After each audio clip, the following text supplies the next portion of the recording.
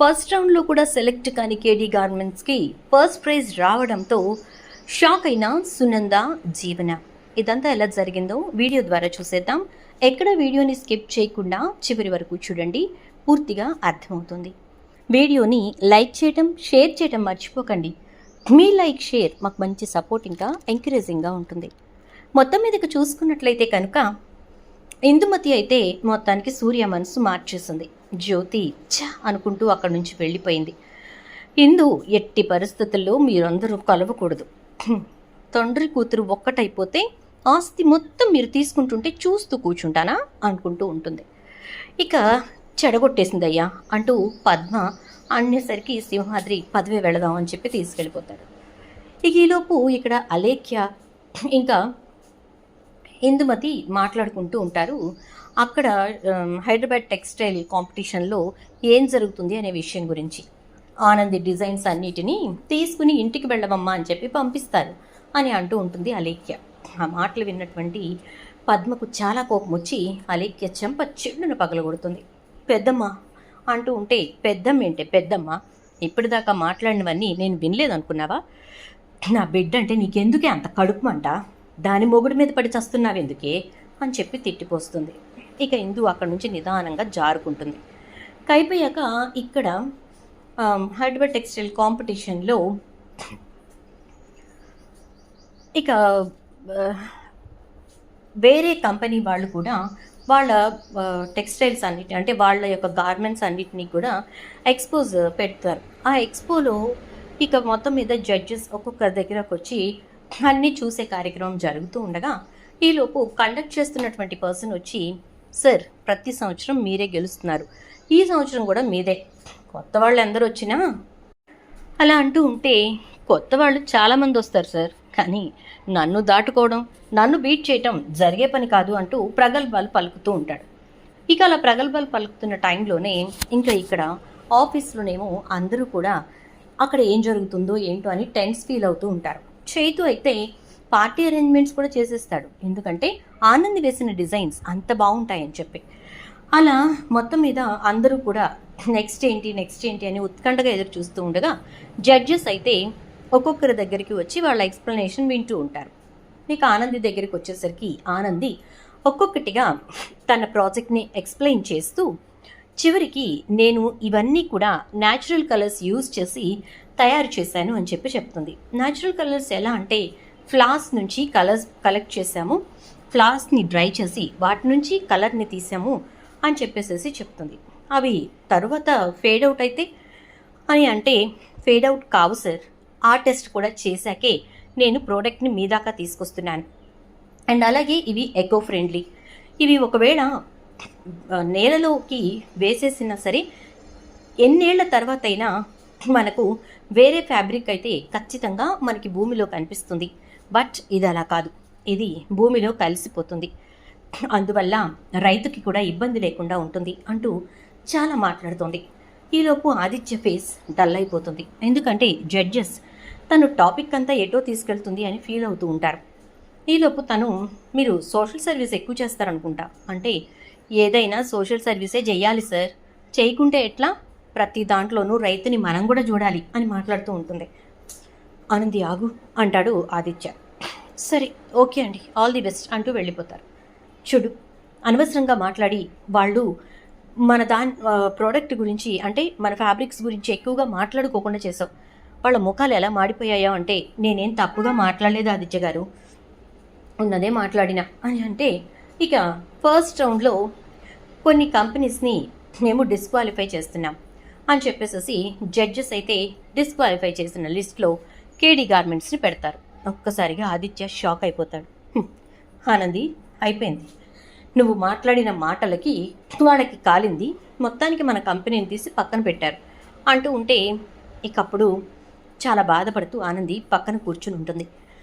ఈలోపు సునంద ఫోన్ చేసేసరికి ఆదిత్య జరిగిన విషయం చెప్తే, నేను అనుకుంటూనే ఉన్నాను అది, ఈ మహాతల్లిని ఇక కేడీ గార్మెంట్స్ నుంచి బయటికి పంపించాలి అని, దానికి దేవుడే మార్గం ఏర్పాటు చేశాడు, రండి వచ్చిన తర్వాత ఆవిడ గారి ఊస్టింగ్ ఆర్డర్ ఆవిడ చేతుల్లో పెడదాం అని అంటుంది. సరే మామ్ అనేసి ఆదిత్య సైలెంట్ అయిపోతాడు. ఆదిత్య సునందతో మాట్లాడిన విషయం ఆనందికి తెలియదు. ఇంకా దేనికి ఆనంది, వెళ్ళిపోదాం అంటే హోప్స్ ఎప్పుడూ వదులుకోకూడదు ఆదిత్య గారు. ఎందుకు అంత ప్యానిక్ అయిపోతున్నారు? ఏమో లాస్ట్కి మనమే ఫస్ట్ రావచ్చు అంటుంది. ఏ హోప్తో చెప్తున్నావు ఆనంది? అసలు మనల్ని డిస్క్వాలిఫై చేసినటువంటి నలుగురిలో మనం కూడా ఉన్నాం. మరి ఈ డిస్క్వాలిఫైడ్లో నుంచి ఫస్ట్ ప్రైజ్ తీస్తారా? ఎలా అనుకుంటున్నావు నువ్వు అంటే కొన్ని సందర్భాల్లో మనకి చూసేవన్నీ నిజాలు కావు ఆదిత్య గారు. ఎందుకంటే మనము పక్కన పెట్టేసిన వాళ్ళం అని మనం అనుకుంటున్నాం, కానీ వాళ్ళు పక్కన పెట్టుకున్నారేమో. మీరు అలా ఎందుకు ఆలోచించట్లేదు అంటే ఏం మాట్లాడుతున్నావు ఆనంది అంటే బెస్ట్ ప్రోడక్ట్స్ని పక్కన పెట్టేశామని చెప్పినా వాళ్ళు పక్కన పెట్టుకుని వాళ్ళల్లో నుంచి వాళ్ళకి కావాల్సిన వాళ్ళని తీస్తారు. అది ఒక్కొక్కసారి జరుగుతూ ఉంటుంది. అదొక స్ట్రాటజీ. నేను అలా ఆలోచించి పాజిటివ్ వేలో ఉన్నాను. దయచేసి మీరు నన్ను డిసప్పాయింట్ చేయకండి అంటుంది. ఇక సునంద ఇంకా ఇక్కడ పార్టీ లేదు, ఏమీ లేదు, అక్కడ మొత్తం అంతా కొలాప్స్ అయిపోయింది అంటూ ఉంటే, మామ్ ఎందుకు నువ్వు అంత తొందరపడుతున్నావు? ఎందుకు అంతలా నువ్వు ఇదైపోతున్నావు? కేడీ గార్మెంట్స్ ఇబ్బంది అవుతుంది. నువ్వు కేవలం వదిన గురించి ఆలోచించే, అదే ఆనంది మేడం గురించి ఆలోచించి మాత్రమే మాట్లాడుతున్నావు అంటే, నోనో అది నేను కేడీ గార్మెంట్స్ గురించి ఆలోచించే మాట్లాడుతున్నాను అని అంటుంది. ఇక తర్వాత ఈరోజు ఇక్కడితోటి ముగిసింది, రేపు మళ్ళీ ఉంటుంది, రేపు అందరూ రావాలి అని చెప్పేసేసి అనేసరికి ఇక ఆదిత్య ఇంకా ఆనంది ఇద్దరూ కలిసి ఆఫీస్కి వచ్చేస్తారు.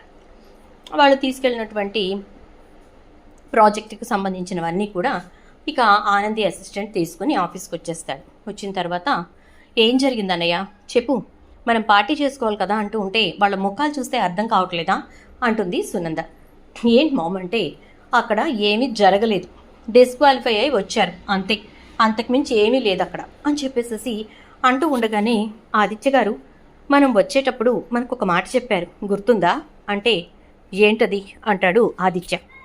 క్వాలిఫై అయిన వాళ్ళందరినీ రేపు పిలుస్తారు అని చెప్పి అని అంటే వాళ్ళు చెప్పింది క్వాలిఫై అయిన వాళ్ళ గురించి అని అంటే మరి క్వాలిఫై అయిన వాళ్ళ గురించి చెప్పేటప్పుడు డిస్క్వాలిఫైడ్ పర్సన్స్ దగ్గరికి వచ్చి ఆ మాట చెప్పాల్సిన అవసరం లేదు కదా అంటుంది. యాక్చువల్గా అయితే లేదు, క్యాజువల్గా వాళ్ళు చెప్పుకుంటారు, దాంట్లో కూడా పాజిటివిటీని నువ్వు వెతుక్కుంటే వెతుక్కో, నేనైతే మరీ అంత పాజిటివ్గా ఆలోచించలేను అని అంటాడు.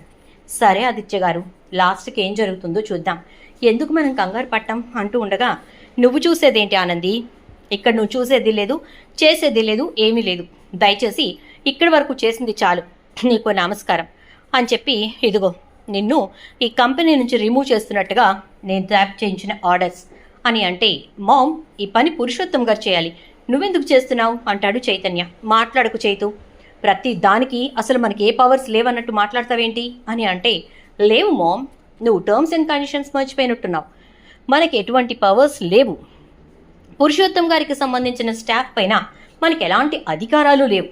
ఓకే, ఇప్పుడు ఆనంది మేడం వల్ల ఏదైనా ఇబ్బంది కలిగింది అనుకుంటే పురుషోత్తం గారు తన గురించి డెసిషన్ తీసుకుంటారు, మనం ఎవరు మామ్ తన గురించి డెసిషన్ తీసుకోవడానికి అంటాడు చైతన్య. ఏం చేయాలో అర్థం కాని పరిస్థితుల్లో సునంద సైలెంట్ అయిపోతుంది. ఇక అందరూ కూడా మీటింగ్కి పెట్టుకోవాలి అని చెప్పని మాట్లాడుకుంటారు. రేపు ఉదయం ఒకవేళ మనకి కాల్ వస్తే మనం అక్కడ ఏం మాట్లాడాలి ఏంటి అనే దాని గురించి డిస్కస్ చేయాలంటే ఏం మాట్లాడుతున్నావు ఆనంది, ఆల్రెడీ డిస్క్వాలిఫైడ్ అని చెప్పి పక్కకి పంపించేసిన నిన్ను ఇప్పుడు వాళ్ళు వెంటనే రమ్మని చెప్పి కాల్ చేస్తారనుకుంటున్నావా ఏంటి, అలా కాల్ వేస్తే నువ్వు వెళ్ళి మాట్లాడటానికి అని అంటుంది సునంద. జేమో అత్తయ్య గారు అంటూ ఉండగానే ఆదిత్యకు కాల్ వస్తుంది. మిస్టర్ ఆదిత్య అని చెప్పని అంటే హలో ఎవరు అంటాడు. అనగానే హెచ్టీసీ నుంచి, అదే హైదరాబాద్ టెక్స్టైల్ కాంపిటీషన్ నుంచి అంటే సార్ చెప్పండి అని అనగానే మీరు రేపు మార్నింగ్ రావాల్సిన లిస్ట్లో ఫస్ట్లో ఉన్నారు, ఓకే, ఎట్టి పరిస్థితుల్లోనూ మిస్ చేయకుండా అందరికంటే కాస్త అంటే ఒక 5 minutes ముందే రండి, మీతో మాట్లాడే పనుంది అని అంటారు. సార్ మేము డిస్క్వాలిఫైడ్ కదా అంటే no, you people are not disqualified, ఎవరినైతే పక్కన పెట్టుంచామో ఆ 4 కంపెనీలు మేము ఫస్ట్ సెలెక్ట్ చేసుకున్న వాళ్ళు, సో మిమ్మల్ని పక్కన ఉంచుకున్నాం అంతే తప్ప మిమ్మల్ని పక్కన పెట్టేలేదు అని అంటాడు. ఒక్కసారిగా ఆదిత్య షాక్ అయిపోతాడు. ఆనంది ఏదైతే చెప్పిందో వాళ్ళు అదే మాట్లాడారు. పక్కనకి పంపించడం అంటే పక్కన పెట్టుకోవడం అయ్యుండొచ్చు కదా అని ఆనంది చాలా కాన్ఫిడెంట్గా చెప్పింది. ఇప్పుడు జడ్జెస్ ఇంకా ఆర్గనైజేషన్ వాళ్ళు కాల్ చేసి అదే మాట చెప్పారు. మామ్, హెచ్టీసీ వాళ్ళు కాల్ చేశారు అంటాడు. ఏంటట? ఇక మీరు ఎప్పటికీ గార్మెంట్స్ కంపెనీలో ఉండకండి అని చెప్పారా అంటే, కాదు మామ్, వెళ్ళిన కంపెనీస్ అన్నిట్లో మాదే ఫస్ట్ సెలెక్ట్ అయిందట. సో లిస్ట్లో ఫస్ట్ పేరు కూడా మాదేనట. అందుకోసం అని చెప్పి రేపు పొద్దున అందరికంటే ఒక 10 మినిట్స్ ముందే రమ్మన్నారు. మనతో మాట్లాడే పనుందట అనగానే, వాట్, ఏం మాట్లాడుతున్నావు? అది డిస్క్వాలిఫై చేసి పక్కన పెట్టిన మిమ్మల్ని ఫస్ట్ ప్లేస్లో నుంచో పెట్టడం ఏంటి అంటే, ఆనంది ఆల్రెడీ అందమ్మా, పక్కన పెట్టేశారు అంటే పక్కన పెట్టుకున్నారు అని చెప్పి ఎందుకు అనుకోరు అని same the words, away words ఆయన చెప్పారు. మేము మిమ్మల్ని పక్కకి పడేయలేదు, పక్కన పెట్టుకున్నాము అని చెప్పి అంటూ ఉంటే ఆనంది, నిజంగానా ఆదిత్య గారు గట్ల చెప్పారా వాళ్ళు? రేపు మార్నింగే రమ్మన్నారా? అయితే ఇప్పుడు నేను మీటింగ్ కండక్ట్ చేయొచ్చు కదా అంటుంది. ఓకే అని సునంద అంటుంది. చైతు వెంటనే పార్టీ పార్టీ పార్టీ, వదినా, సారీ ఆనంది మేడం, నిజంగా మీరు అచీవ్ చేశారు మేడం అంటూ ఇక పార్టీ చేసుకుంటూ, డాడ్ మీరు తీసుకోండి స్వీట్ అంటూ ఉంటే, ఒరే ఎందుకురా చైతు నన్ను అంటూ ఉంటే, డాడ్ స్వీట్ తినడానికి కూడా ఏంటి, తినండి అని చెప్పని అంటూ ఇక చైతు అందరికీ స్వీట్స్ పంచుతాడు. ఇక మీటింగ్ అయిపోయిన తర్వాత ఏమి మాట్లాడాలి ఏంటి అన్నీ కూడా ప్రిపేర్ అవుతుంది ఆనంది. అయితే ఇక ఆదిత్య ఇంటికి వెళ్ళిన తర్వాత ఆనంది అన్న మాటల గురించి ఆలోచిస్తూ ఉంటాడు. ఎందుకు ఆనందికి అంత పాజిటివిటీ? వాళ్ళ అమ్మా నాన్న నుంచే తనకు ఆ పాజిటివిటీ వచ్చింది.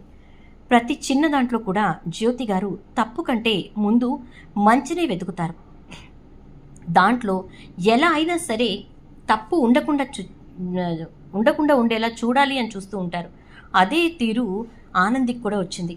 వాళ్ళు మీ నలుగురు డిస్క్వాలిఫైడ్ అని చెప్పి పక్కన పెడితే నేను డిస్క్వాలిఫైడ్ అనుకున్నాను, కానీ మీరే మాకు కావలసిన ముఖ్యులు అని చెప్పి వాళ్ళు పక్కన పెట్టుకున్నారు అని అంటూ ఆనంది చెప్పిన మాటలే నిజమయ్యాయి అని ఆదిత్య పడుకుని ఆలోచిస్తూ ఉంటాడు. అలా ఆలోచిస్తూ ఉండగా ఇక అలా ఆలోచిస్తూ నిద్రపోయినటువంటి ఆదిత్యకు రాత్రంతా ఆనందే కళ్ళల్లో మెదులుతూ ఉంటుంది. ఇక ఉదయాన్నే లేచి చాలా ఫ్రెష్గా హ్యాపీగా రెడీ అవుతాడు ఆదిత్య. అయితే ఎందుకంటే ఆదిత్య ఇప్పుడు ఫుల్ పాజిటివ్ మోడ్లో ఉన్నాడు. ఆనంది ఖచ్చితంగా తప్పు చేసుండదు. అలా ఆనంది మీద నిందపడేలా ఎవరు చేసుంటారో ఖచ్చితంగా నేను తెలుసుకోవాలి అని చెప్పి ఆలోచన చేస్తాడు. భర్తగా నేను నిలబడకపోతే తనకి ఎవరు అండగా నిలబడతారు అని ఆలోచిస్తాడు. ఇక అలా తను చాలా రిఫ్రెష్డ్గా కనిపించడంతో సునంద, జేంటాది చాలా హ్యాపీ మూడ్లో ఉన్నావు అంటే, ఎస్ మామ్, ఈరోజు కేడీ గార్మెంట్స్ నంబర్ 1 ప్లేస్లోకి వచ్చేలాగా కృషి చేయడానికి నేను గట్టిగా అనుకుని బయలుదేరుతున్నాను అంటే, అన్నయ్య వదినుండగా నీకు ఏ ప్రాబ్లం లేదు, ఆవిడతో పాటు నడిచావంటే అన్ని విజయాలే నీకు అంటాడు చైతు. చైతు అంటుంది సునంద, మామ్ నేనేం అనలేదులే అని చెప్పేసి ఇక అందరూ బ్రేక్ఫాస్ట్ చేస్తారు. ఆది అయితే నేను చేయను అంటాడు. ఎందుకు అది అంటూ ఉంటే, నేను బయట చేస్తాను, కొద్దిగా పనుంది అందుకోసం అని అంటూ గబగబా బయటకు వెళ్తాడు. ఏంటి అత్తయ్య గారు సడన్గా బావగారు బయట చేస్తాను టిఫిన్స్ అండ్ బ్రేక్ఫాస్ట్ అంటున్నారు అంటే, అదే నాకు అర్థం కావట్లేదు జీవన అంటుంది సునంద. ఇక బయటికి రావడంతో కారు స్టీరింగ్ పట్టుకోగానే ఫోన్ పట్టుకుంటాడు. ఎవరికి కాల్ చేస్తున్నాడు అని సునంద చూస్తూ ఉంటుంది. ఆనంది ఏం చేస్తున్నావు అంటే, రెడీ అవుతున్నాను ఆదిత్య గారు అని చెప్పని అంటుంది. అయితే బ్రేక్ఫాస్ట్ చేసావా అనగానే, ఇంకా లే, స్నానం చేసి రెడీ అయిన తర్వాత ఉప్మా వేసుకుందాం అనుకుంటున్నా అని చెప్పని అంటుంది. ఉప్మా వద్దు, టిప్మా వద్దు, కానీ రెడీ అయ్యుండు, ఇద్దరం బ్రేక్ఫాస్ట్ చేసి డైరెక్ట్గా హెచ్టీసీకి వెళ్ళిపోదాం అంటే, ఆదిత్య గారు అంటుంది.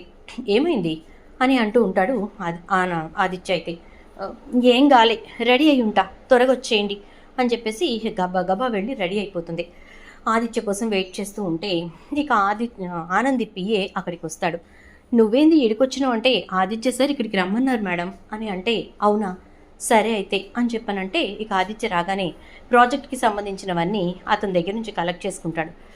ఇదేంది ఆఫీస్కి పోయి తీసుకునేటోళ్ళం కదా అంటే, టైం వేస్ట్ చేయకూడదు అంటూ ఇక డైరెక్ట్గా రెస్టారెంట్ దగ్గరికి తీసుకెళ్తాడు. అక్కడ కూర్చున్న తర్వాత ఇద్దరు బ్రేక్ఫాస్ట్ చేస్తారు. ఏంది సర్ప్రైజ్ అని అంటుంది. సర్ప్రైజ్లో ఉంటేనే బాగుంటాయి, ఏంటి ఎందుకు అని అడగకూడదు అని అంటాడు. ఇక ఇద్దరు బ్రేక్ఫాస్ట్ చేశాక హెచ్టీసీకి వెళ్తారు. అక్కడికి వెళ్ళాక వాళ్ళు ఒక 10 మినిట్స్ ముందే రమ్మన్నారు కదా, సో వాళ్ళ దగ్గరికి వెళ్ళి కలుస్తాడు ఆదిత్య. ఇద్దరిని కూర్చోబెట్టి అసలు మీకు ఈ ఐడియా ఎలా వచ్చింది, న్యాచురల్ కలర్స్ తోటి ఫ్యాబ్రిక్ తయారు చేయాలి అని చెప్పి అని మాట్లాడుతూ ఉంటారు. అది ఆనంది మేడం ఐడియా అంటాడు ఆదిత్య. అయితే అవును సార్, మనం ఎప్పుడైతే ఫ్యాబ్రిక్ని న్యాచురల్ కలర్స్తో తయారు చేస్తామో ఎటువంటి ఇబ్బంది లేకుండా, కలర్స్ వల్ల ఎర్త్కి ఎటువంటి ప్రాబ్లం రాకుండా ఉంటుంది. అవన్నీ కూడా భూమిలో కలిసిపోయేటివే కాబట్టి, ఎకో ఫ్రెండ్లీ కాబట్టి మన ప్రోడక్ట్ కూడా చాలా చక్కగా పర్ఫెక్ట్గా ఉంటుంది. ఎకో ఫ్రెండ్లీ గార్మెంట్స్ ఎంత బాగుంటాయి చూడండి అని అంటుంది. అది మీ కాన్సెప్ట్ ఇలా డిజైన్ చేసుకోవటం వల్లే మీరే నెంబర్ 1 ప్లేస్లో నిలబడ్డారు అని అంటే, సార్ ఈజ్ ఇట్ ట్రూ అంటాడు ఆదిత్య. ఎస్, ఇక్కడ పార్టిసిపేట్ చేసిన వాళ్ళందరిలో సంవత్సరాల నుంచి ప్రైజ్ గెలుచుకుంటున్న వాళ్ళు, టాప్ ప్లేస్లో ఉన్నవాళ్ళు కూడా వెనక్కి వెళ్ళిపోయారు తెలుసా అని అంటూ, అండ్ ఎకో ఫ్రెండ్లీ అనేటటువంటి ఆ కాన్సెప్ట్ మమ్మల్ని బాగా ఆకర్షితుల్ని చేసింది. సో ఈ హెచ్టీసీలో మీరే ద మెయిన్ పర్సన్స్ అండ్ మీరే ద సెంటర్ ఆఫ్ అట్రాక్షన్. ఇక హైదరాబాద్ మొత్తం కూడా మీ హోర్డింగ్సే నిలబడబోతున్నాయి. మీ కేడీ గార్మెంట్సే హైదరాబాద్ అంతా కూడా పబ్లిసిటీ అవ్వబోతోంది అని చెప్పేసరికి ఒక్కసారిగా ఇక ఆదిత్య అయితే చాలా ఆనందంగా ఫీల్ అవుతాడు. అదే విషయాన్ని సునందకు ఫోన్ చేసి చెప్పేసరికి సునంద ఒక్కసారిగా షాక్ అవుతుంది. ఏముందిలే, పడిపోయింది, ఇకది ఎప్పటికీ నిలబడదు అనుకున్న ప్రతిసారి ఆనంది నన్ను దెబ్బ కొడుతూనే ఉంది. కేడీ గార్మెంట్స్ నుంచి ఆనందిని బయటికి పంపించాలి అని చెప్పి నేను అనుకుంటే, అది కేడీ గార్మెంట్స్ అనే సింహాసనం మీద కాలు వేసుకుని దర్జాగా కూర్చుంది. పక్కనే నా కొడుకుని కూర్చోబెట్టుకుంది. ఇక దీని నుంచి నా కొడుకుని కాపాడుకోవడం కష్టమే. ఎలా అయినా సరే వాడిని విడాకులు ఇమ్మని చెప్పాలి, ఈరోజే మాట్లాడతా అనుకుంటుంది. ఇక వాళ్ళు ఆఫీస్కి వచ్చిన తర్వాత ఆఫీస్లో అందరూ కూడా వాళ్ళని కంగ్రాచులేషన్స్ చెప్పి ఇక పార్టీ చేసుకుంటూ ఉంటారు. ఆ టైంలోనే ఆదిత్య దగ్గరకు వస్తుంది సునంద. చెప్పు మామ్ అని అంటే, నాకు నువ్వు ఒక మాట ఇవ్వాలి అని అంటుంది. ఏంటి మామ్ అంటాడు ఆదిత్య. అయితే నువ్వు ఆనందికి విడాకులు ఇస్తానని నాకు మాట ఇవ్వాలి అని అంటే, మామ్ దయచేసి ఇప్పుడు ఆ విషయం గురించి మాట్లాడొద్దు, ఎందుకంటే ఈ విషయంలో నేను బాగా ఆలోచించే నిర్ణయం తీసుకోవాలనుకుంటున్నాను. అండ్ ఆ నిర్ణయం నీకు అనుకూలంగా లేకపోయినా నువ్వు బాధపడద్దు. జీవితం అనేది చాలా చిన్నది మామ్. ఈ చిన్న జీవితంలో ఉన్న బంధాలని సంతోషంగా నిలబెట్టుకోవటం అనేది ఒక చాలా చాలా మైన్యూట్ ప్రక్రియ. దాన్ని మనం పర్ఫెక్ట్గా కంప్లీట్ చేస్తేనే మన లైఫ్ హ్యాపీగా ముందుకెళ్తుంది. అలా కాదని చిన్న భిన్నం చేసుకుంటే, ఛిద్రం చేసుకుంటే మనం మీకెందుకు పనికిరాం. ఆలోచించు మామ్. నేనైతే ఈ విషయాన్ని ఆలోచించి చాలా జాగ్రత్తగా నిర్ణయం తీసుకున్నాను. అంటే ఏం నిర్ణయం తీసుకున్నావా అది అంటుంది ఇక సునంద. ఆ నిర్ణయం ఎలా ఉండబోతుందో రేపు కేడీ గార్మెంట్స్ హోర్డింగ్స్ హైదరాబాద్ మొత్తం వచ్చిన తర్వాత నువ్వే చూస్తావు మామ్ అని అంటూ ఉంటే, ఈలోపు యాడ్ ఏజెన్సీ వాళ్ళు కేడీ గార్మెంట్స్కి వస్తారు. సార్, మిస్టర్ ఆదిత్య గారు అంటే నేనే, చెప్పండి అంటాడు. మేడం ఆనంది గారు అనగానే, చెప్పండి నేనే అంటూ వస్తుంది ఇక ఆనంది. హెచ్టీసీ వాళ్ళు పంపించారు సార్, అండ్ హోర్డింగ్స్ కోసం మీ దగ్గర పోజెస్ తీసుకోమన్నారు. అండ్ పోజ్తో పాటుగా గార్మెంట్స్ అంటే మీరు తయారు చేసినటువంటి గార్మెంట్స్ని మీరు పబ్లిసిటీకి యూజ్ చేస్తే మంచిదని చెప్పారు. అంటే ఓకే, ఒక 2 డేస్లో మీరు రండి అంటే, మరి మోడల్స్ సార్ అంటే మోడల్స్ ఎవరు ఉండరు, మీ అండ్ ఆనంది, మేమిద్దరమే కేడీ గార్మెంట్స్కి మోడల్స్ అని అంటాడు ఆదిత్య. ఒక్కసారిగా ఆనంది చాలా సంతోషపడుతుంది. చైతన్య అయితే, వావ్ అన్నయ్య, what a different thought, what a different decision. ఇన్నాళ్ళకి నువ్వు పర్ఫెక్ట్గా నీలా ఆలోచించి ముందుకు నడుస్తున్నావు. ఇందులో ఎటువంటి మార్పులు తీసుకురాకు, ఎవరి గురించి ఆలోచించి ఎలాంటి నిర్ణయాలు మార్చుకోకు అని అంటాడు. నోనో, మార్చుకునే ప్రసక్తే లేదురా అని చెప్పేసి అంటాడు ఇక ఆదిత్య. ఇదంతా చూస్తున్న సునందకి ఏం మాట్లాడాలో అర్థం కాదు. చూద్దాం మరి రాబోయే ఎపిసోడ్స్లో ఏం జరుగుతుందో. వీడియో నచ్చితే లైక్ చేసి వీడియోని షేర్ చేయండి, ఛానల్ సబ్స్క్రైబ్ చేసుకోండి, పక్కనే ఉన్న బెల్ ఐకాన్లో ఆల్ ట్యాప్ చేయడం మాత్రం అసలు మర్చిపోకండి. మీరు ఇలా చేయడం ద్వారా మేము ముందు పెట్టేటటువంటి ప్రతి వీడియోని మీరే ఫస్ట్ నోటిఫికేషన్ రూపంలో చూడవచ్చు. వీడియో లైక్ చేయటం అండ్ షేర్ చేయటం మాత్రం మర్చిపోకండి ఫ్రెండ్స్. Thank you.